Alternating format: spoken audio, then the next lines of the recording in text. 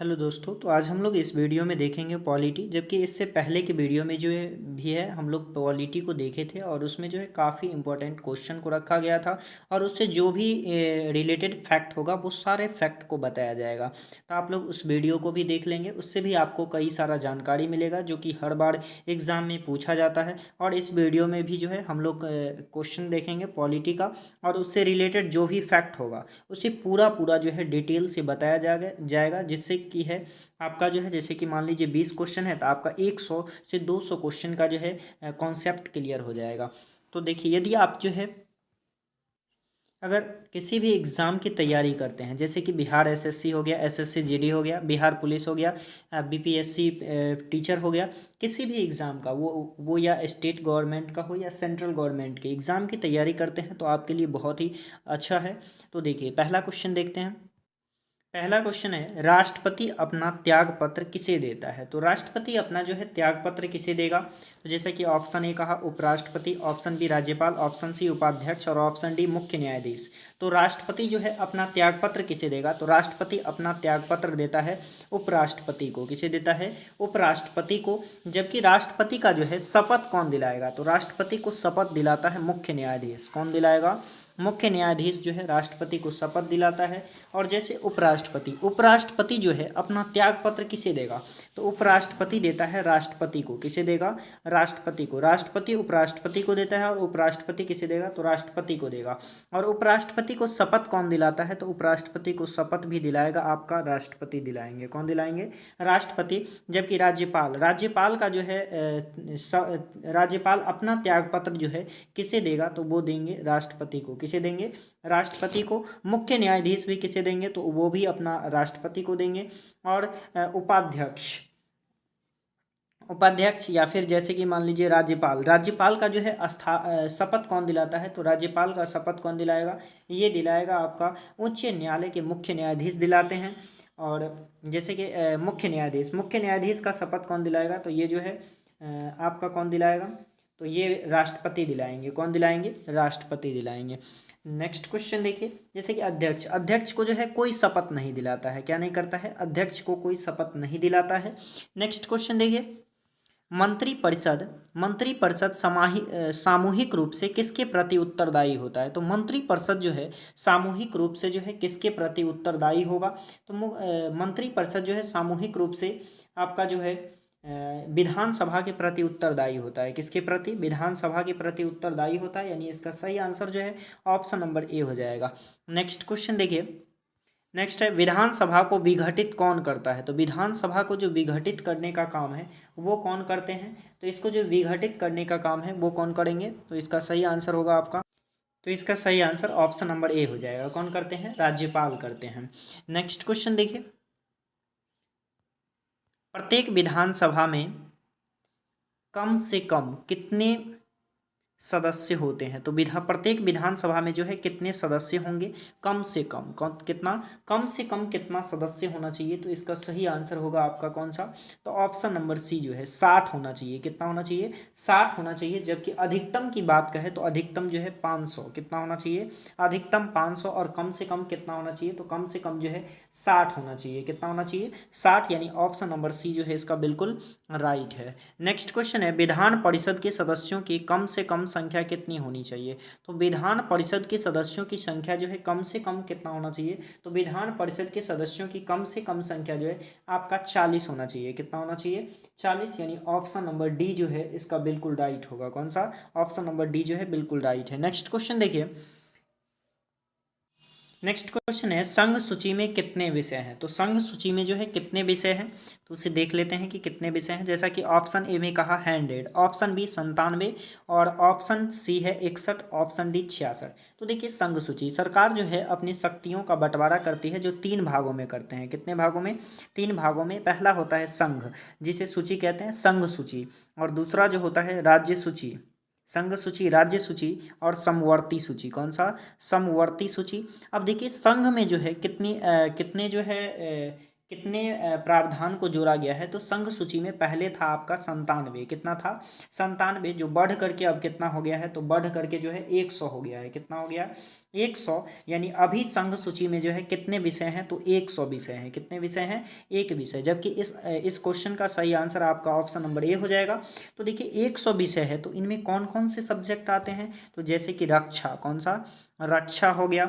रक्षा के बाद जो है विदेशी मामला, विदेशी मामला भी किस में आएगा, तो संघ में आएगा। किस में आएगा, संघ में आएगा। विदेशी युद्ध हो गया, अंतर्राष्ट्रीय संधि हो गया, अणुशक्ति हो जाएगा, सीमा शुल्क हो जाएगा, जनगणना। काफ़ी बार पूछा गया है कि जनगणना जो है किस सूची में रखा गया है, तो ये जो जनगणना है ये आपका संघ सूची में रखा गया है। किसमें, संघ सूची में। तो इसमें कितने हैं हो गए, तो इसमें जो है 100 विषय हैं। कितने विषय हैं, 100। पहले कितना था, तो पहले जो है आपका 97 था, जबकि राज्य सूची में जान लीजिए कि राज्य सूची में कितना है, तो राज्य सूची में जो है 61 है। कितना है, 61। और पहले कितना था, तो पहले जो है आपका 66 था, तो अब घट करके कितना हो गया, 61 हो गया। इसमें क्या क्या आएगा, तो देखिए संघ में जो है कृषि और भूमि को छोड़कर सारा आ जाता है, जबकि इसमें जो है कृषि और भूमि आ जाएगा, और जैसे लोक व्यवस्था, पुलिस, ये सब किसके पास रहेगा, तो राज्य के पास रहेगा, तो ये राज्य सूची में आ जाएगा।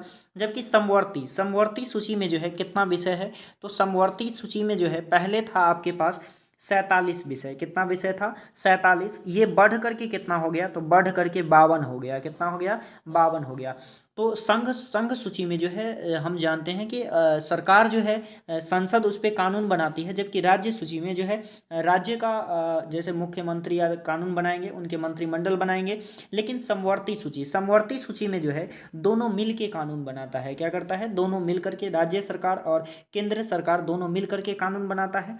तो समवर्ती सूची में क्या सब आ जाएगा, तो समवर्ती सूची में जैसे आ जाएगा जलमार्ग, क्या आ जाएगा, जलमार्ग आ जाएगा, कॉमा परिवार नियोजन हो जाएगा, परिवार नियोजन, जनसंख्या नियंत्रण, समाचार पत्र, कारखाना, शिक्षा, आर्थिक सामाजिक जीवन, ये सारा किस में आ जाता है, तो ये सारा जो है आपके समवर्ती सूची में आ जाता है। किसमें, समवर्ती सूची। नेक्स्ट क्वेश्चन देखिए, नेक्स्ट है राज्य सूची में कितने विषय हैं, तो राज्य सूची में अभी ही देखे थे कि राज्य सूची में जो है कितना विषय है, तो पहले कितना था, तो पहले तो था 66, अब घट करके कितना हो गया, तो अब हो गया 61, यानी ऑप्शन नंबर ए जो है इसका बिल्कुल राइट हो जाएगा। नेक्स्ट क्वेश्चन है निगम कर किसके द्वारा लिया जाता है, तो निगम कर जो है ये किसके द्वारा लिया जाएगा, तो अभी ही ऊपर बताए थे कि निगम कर जो है कौन लेता है, तो इसका जो सही आंसर हो जाएगा वो आपका कौन सा हो जाएगा, तो निगम कर जो है वो संघ सरकार लेगी, यानी ऑप्शन नंबर ए जो है बिल्कुल राइट है। नेक्स्ट क्वेश्चन है नीति आयोग के अध्यक्ष कौन होते हैं, तो नीति आयोग के जो अध्यक्ष होते हैं वो आपके कौन होते हैं, तो नीति आयोग के जो अध्यक्ष होते हैं वो आपके प्रधानमंत्री होते हैं। कौन होते हैं, प्रधानमंत्री जो है इसके अध्यक्ष होते हैं, यानी ऑप्शन नंबर ए जो है इसका बिल्कुल राइट हो जाएगा। तो देखिए कौन हो जाएगा, प्रधानमंत्री जो है इसके अध्यक्ष होते हैं। जबकि यदि कहा जाए कि नीति आयोग, तो नीति आयोग जो है इससे पहले क्या था, तो इससे पहले ये योजना आयोग था। क्या था, योजना आयोग इसका पहले नाम था, लेकिन इसी का नाम जो है चेंज करके क्या कर दिया गया, तो नीति आयोग कर दिया गया। योजना आयोग की स्थापना कब होता है, तो योजना आयोग की स्थापना 15 मार्च कब होता है, 15 मार्च 1950 को होता है। कब होता है, 15 मार्च 1950 को होता है। और इसका नाम बदल करके 2014 में, कब, 2014 यानी 15 अगस्त 2014 को जो है इसका नाम बदल करके क्या कर दिया जाता है, तो इसका नाम बदल करके कर दिया जाता है नीति आयोग। क्या कर दिया जाता है, नीति आयोग। अब जो है कभी कभी एग्जाम में जो है आपसे इसका फुल फॉर्म पूछ लिया जाता है कि नीति आयोग का फुल फॉर्म क्या होता है, तो नीति आयोग का पूरा नाम होता है national institution for transforming India, यानी इसका हिंदी में क्या होता है, राष्ट्रीय भारत परिवर्तन संस्थान। राष्ट्रीय भारत परिवर्तन संस्थान जो है इसका हिंदी में नाम होता है। तो इसका जो सही आंसर हो जाएगा वो कौन सा हो जाएगा, तो इसका सही आंसर ऑप्शन नंबर ए हो जाएगा। और नीति आयोग का भी जो है फुल फॉर्म याद रखिएगा। नेक्स्ट क्वेश्चन देखिए, राष्ट्रीय विकास परिषद की स्थापना कब हुई, तो राष्ट्रीय विकास परिषद की स्थापना कब की गई थी, तो इसकी स्थापना की गई थी 1952 में। कब किया गया था, 1952, यानी ऑप्शन नंबर ए जो है इसका बिल्कुल राइट है। नेक्स्ट क्वेश्चन है, वित्त आयोग के गठन का प्रावधान किस अनुच्छेद में है? तो वित्त आयोग के गठन का प्रावधान जो है ये आपका अनुच्छेद 280 में है। किसमें है? अनुच्छेद 280, यानी ऑप्शन नंबर ए जो है इसका बिल्कुल राइट है। नेक्स्ट है, लोक सेवा आयोग की स्थापना कब की गई? तो लोक सेवा आयोग की जो स्थापना की गई थी वो कब की गई थी? तो इसका सही आंसर हो जाएगा आपका ऑप्शन नंबर बी हो जाएगा। कौन सा हो जाएगा? ऑप्शन नंबर बी, यानी 1926 में जो है लोक सेवा आयोग की स्थापना की गई थी। नेक्स्ट क्वेश्चन देखिए, नेक्स्ट है, निर्वाचन आयोग की चर्चा किस आर्टिकल में है? तो निर्वाचन आयोग की जो चर्चा है वो किस आर्टिकल में है? तो निर्वाचन आयोग की चर्चा आपका अनुच्छेद 324 में है। किस में है? अनुच्छेद 324 में है। जबकि 324 से 324 से 329 तक में जो है पूरे में किसकी चर्चा है? तो ये निर्वाचन आयोग की ही चर्चा है। लेकिन इसका जो सही आंसर होगा वो आपका ऑप्शन नंबर ए हो जाएगा। यदि आपसे कहा जाए कि निर्वाचन आयोग के जो मुख्य निर्वाचन होता आयुक्त होते हैं उनकी आयु कितनी तक है, यानी वो जो है कब रिटायर करेंगे? तो उनका आयु जो है 62 साल। कितना? 62 साल उनका जो है मैक्सिमम उम्र होता है। या अगर मान लीजिए क्या इन पे जो है इन्हें हटा सकते हैं राष्ट्रपति, तो इन्हें नहीं हटा सकते हैं। इन्हें जो है महाभियोग जैसी प्रक्रिया के द्वारा जो है केवल हटाया जा सकता है। तो इसका सही आंसर ऑप्शन नंबर ए हो जाएगा। नेक्स्ट है, भारतीय संसद के अधिवेशन का प्रारंभ किया जाता है? तो भारतीय संसद के अधिवेशन का प्रारंभ जो है कैसे किया जाता है? ये नहीं होगा, किया जाता है। तो कैसे किया जाएगा? तो ये जनगण मन द्वारा जो है इसके द्वारा प्रारंभ किया जाता है, जबकि वंदे मातरम के द्वारा जो है इसका अंत किया जाता है। तो इसका सही आंसर आपका ऑप्शन नंबर ए हो जाएगा। प्रारंभ करते समय कौन से गान गाते हैं? तो जनगण मन गाते हैं। जबकि राष्ट्रगीत का जो है अंतिम जब खत्म करना होता है तो वंदे मातरम गाते हैं। तो इसका सही आंसर ऑप्शन नंबर ए हो जाएगा। नेक्स्ट क्वेश्चन है, गंगा को राष्ट्रीय नदी कब घोषित किया गया? तो गंगा को जो है राष्ट्रीय नदी कब घोषित तो गंगा को जो है राष्ट्रीय नदी कब घोषित किया गया? तो इसे जो है 4 नवंबर 2008 को कब किया गया था? 4 नवंबर 2008 को इसे गंगा घोषित किया गया था राष्ट्रीय नदी। जबकि यदि बात किया जाए कि 5 अक्टूबर 2009 कब 5 अक्टूबर 2009 को जो है किसे घोषित किया गया था? तो ये किया गया था जलीय जीव गंगा डॉल्फिन को। किसे किया गया था? गंगा डॉल्फिन को कब घोषित किया गया? 8 अक्टूबर 2009 को गंगा डॉल्फिन। जबकि यदि आपसे पूछ लिया जाए कि राष्ट्रीय विरासत पशु क्या है? तो राष्ट्रीय विरासत पशु आपका हाथी हो जाएगा। क्या हो जाएगा? हाथी हो जाएगा। और राष्ट्रीय पक्षी मोर हो जाएगा। और राष्ट्रीय पुष्प क्या हो जाएगा? तो राष्ट्रीय पुष्प जो है कमल हो जाएगा। और राष्ट्रीय पशु पूछा जाए तो बाघ हो जाएगा। और राष्ट्रीय फल आम हो जाएगा। क्या हो जाएगा? आम। आम का वैज्ञानिक नाम क्या होता है? तो मैग्नीफेरा इंडिका होता है आम का वैज्ञानिक नाम। नेक्स्ट क्वेश्चन देखिए, झंडा गीत का लेखक है। तो झंडा गीत के जो लेखक हैं वो कौन से हैं? तो देखिए, झंडा गीत का जो लेखक है उसका जो लेखक है वो कौन है? तो इसका सही आंसर होगा आपका ऑप्शन नंबर सी, यानी श्यामलाल प्रसाद गुप्ता। कौन हो जाएंगे? श्यामलाल प्रसाद गुप्ता जो है इनकी रचना किए थे। किसका? तो झंडा गीत का किया था। जबकि बंकिम चंद्र चटर्जी जो है ये क्या लिखे थे? तो ये जो है आपका क्या लिखे थे? राष्ट्रीय गीत लिखे थे। क्या लिखे थे? राष्ट्रीय गीत जो है इसका सही आंसर होगा, जो कि कौन सा है? वंदे मातरम। कौन सा है? वंदे मातरम है। और यह किस पुस्तक से लिया गया है? तो ये जो है आनंद मठ से लिया गया है। किससे लिया गया है? आनंद मठ से लिया गया है। इसे गाने का टाइमिंग क्या है? तो इसे गाने का टाइमिंग है 1 मिनट। कितना है? 1 मिनट में इसे गाना होता है। जबकि इसका जो है सबसे पहली बार जो है इसे अपनाया कब गया था? तो अपनाया गया था 26 जनवरी। कब अपनाया गया था? 26 जनवरी 1950 को जो है इसे राष्ट्रीय गीत माना गया था। जबकि राष्ट्रीय गान का रचयिता कौन है? तो रविंद्रनाथ ठाकुर है। कौन है?